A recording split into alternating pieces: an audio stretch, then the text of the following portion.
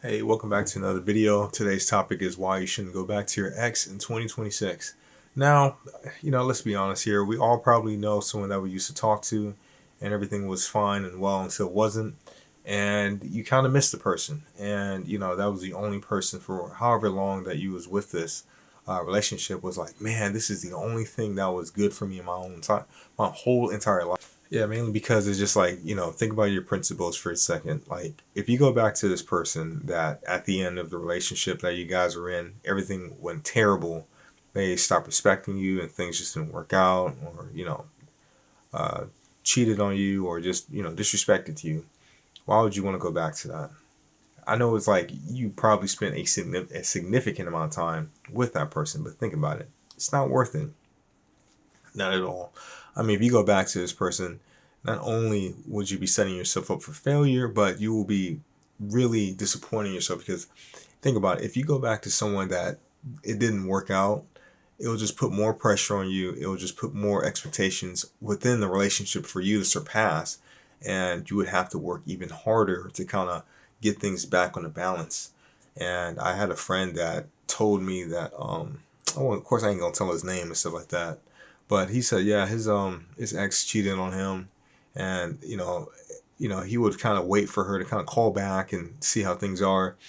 And I related to that missing her part when I broke up with my girl, a while ago. So it's like, yeah, you missed them, but then it's just like there's a reason why they haven't called you back or they haven't texted you. It's not like everything kind of broke off in a appropriate area where, say for example, like she goes off to college or something like that, and then she's pursuing her career, and then you're pursuing your career, and it comes to a mutual agreement where it's not going to work out, and it's just better off just not going on with the relationship. I think makes a lot more sense and it's a lot more realistic.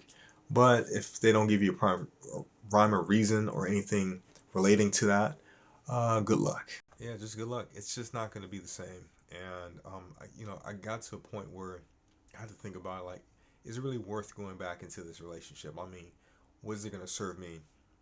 It's mainly just character development. You got to think about it like, okay, if you go back into this, look at this situation, look at yours. Like, are you guys going to be able to grow together? Is this just going to be another second chance? Are you going to be, you know, doing things differently this time? Is she going to be patient? Are you going to be more patient? You know, I just can't go back to the goofy stuff. I had many opportunities to go back to my ex, but I just couldn't do it. Like, I remember she came back into my life where, previously, we had to end things off because her parents were strict, and it was just like, man, I ended up, we ended up having to break it off because it was just her situation was just terrible. And for a whole year, she didn't text me back or anything like that. She didn't check up on me. I tried texting her. She didn't want nothing to do with me. And then out of the blue, it was just like, hey, how's it going? How you doing? I just, see how you was, and I'm like, why are you texting me? And after that, I was just like, okay, she wanted to meet up, and then she wanted to kind of see where things were at. And through my mind, the first thing that because I track everything. See those people that would say like, oh, you're an overthinker, bro, or you take too much. No, I just notice things that I don't really fuck with, to be honest. Why did it take you, for starters, a year to to text back or to communicate or anything like that? After the breakup, it should be like a decent amount of time, but not like a year, a actual year, for everything to kind of come back together. Second, it was like on that mindset, like, okay, they want something like transactional, like there's a reason why they're talking to you. It's because they want something. So, um, you know, and I ended up like going to see like how she was doing because she was in a real tough spot, and then she was like, oh hey, what if we got back together? And I just was like, no, I'm good. At first, it was just like I was just thrown off because like we were talking about the whole reason why we broke off, and I just can tell like for the reason why we broke up, mainly it just didn't work out with the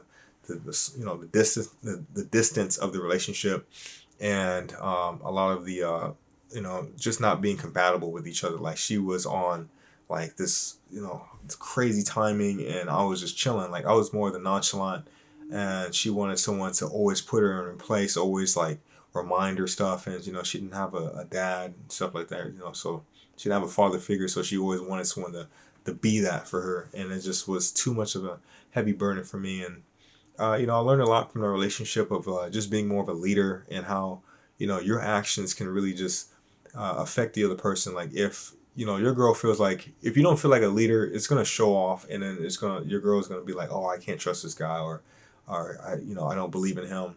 And so it's just being mindful of that. That kind of taught me a lot. Just character. I'm swear it was character development, because it was just like I was never really exposed to that, because it was just like pure attraction when I got with her. And everything was fine until, like, it was just moments where I was challenged in my character development, where she wanted me to do this and do that. Like, I know I speak vague. I had heard someone say it. I speak vaguely about stuff, but she wanted me to do like a whole bunch of stuff. Like she wanted me to take her there, and she would say crazy things like, "Oh, why, what if I had a sugar daddy?" and all that. Like joking around. She would call me like names and stuff like that. And then what she wanted me to do was like, "Nah, you need to chill. You need to keep that shit straight. Like I don't be rocking with that." Oh my god, like all the time. Of course, I wasn't just sitting back and chilling. Like I spoke up for myself, but I just didn't have the energy for that, to be honest. Like I really didn't feel like having to be with a partner that you have to always babysit. Like you always have to monitor and tell her what to do. And she wasn't really adding anything into my life, where I was just like, okay, she's going through her thing. We can help each other out. It was just me kind of having to watch what she was doing. And then of course it was just her posting a lot of thirst traps on Instagram, and knowing that she has a man, just like, why would you, of course, obviously, it's like, why would you do that? Well, any guy would be like, why would you do that? Well, obviously, like, to keep her options open. And I knew something was wrong. I was very smart. I would say I'm very intelligent. I wasn't stupid. And, it's just the distancing, that part was terrible too. Like, this girl living in LA, I'm in Lakewood, or, from two different counties and stuff like that. And I'm like, whoa, what the hell? So, that's a whole nother thing. So it's just like, man, just dealing with that distancing, and her needing like this emotional companionship, like at all time. Like she wanted physical touch, and it was just all these little things like I took to account. But the reason why I stayed in that relationship was because of scarcity, and that's one of the biggest things that a lot of guys, I do believe, go through. And it's just like, scarcity really sucks when you don't have nobody, no rotation, nothing going for yourself. You're not pulling nobody, and then like this girl comes into your life, and it's just like, man, like you want to do everything you can to like be with her. But then my experience is just like, once when they find out you like them, or you don't have options, or have other girls coming for you, they kind of flip that on you. And they be really distant, they be really weird. And now it's just like, instead of having this abundance mindset, you're relying on your partner, or the person that you're with, to stay with you no matter what. And hopefully they don't change on you, and you're very self-conscious about being a leader, so you end up holding back. And because it's just like, oh well, Wolfie, stop having sex, and Wolfie, stop doing this, and Wolfie, this is the only girl I'm talking to, and all this and all that. And it's just like, you're forgetting your morals. She's doing things that is disrespecting you, obviously, but you're not speaking up for yourself because you're afraid of the consequences. It's like no different than being on a job that your manager is coming at you crazy about you not doing what you're supposed to be doing. And then instead of you speaking up for yourself, you hold your tongue, or you can't really come up with any defense. And it's just like, well, you can't say anything. Like, you're not working hard. And your manager's like, you're not working hard enough. And you're like, damn well you are working hard enough. But then you're so afraid of getting fired, or getting in punishment, or getting suspended, that you not say anything. And then those little moments build up, and it makes you feel less of a man. It demasculates the hell out of you, and you end up questioning, why am I here?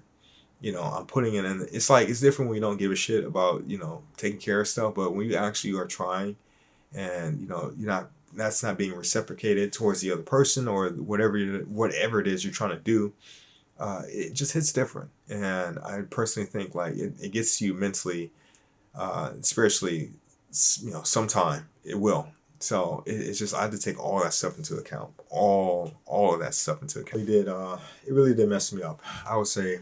And it's just going back to your ex, just like never settle for less. You know, for me, I put in perspective, like I'm the type of person that what I want is a girl that works out, a girl that is self motivating and she's doing her own thing and she has a lot going for herself. And it's like I pretty much have to mirror that myself, which I'm already in shape and I'm already, but I need like an establishment. I need that that consistency of being a leader at all times. Like I don't think people like underestimate how hard and how tricky it is being in a relationship.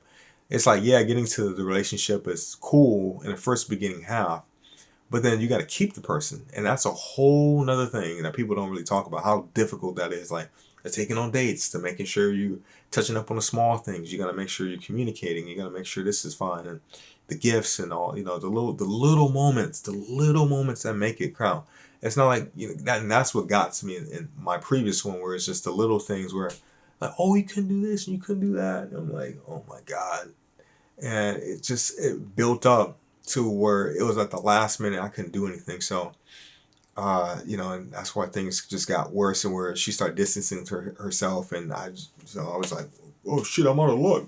I don't know what to do, and it was that bad. So pretty much you don't want to ever see yourself in that. But it's just like I see myself with a girl that is very beautiful and all that stuff. Obviously, chill, but you got to put in the work to kind of get to that. And it is difficult out here. I'll say after the relationship, but I'd rather just do my own thing and not go back, even though I do miss certain qualities, like we wanna. You might as well just, okay, I'm speaking vaguely again. I do miss, like, when me and her have like fun and all that stuff, but it's just, you can have fun by yourself. If you catch my drift.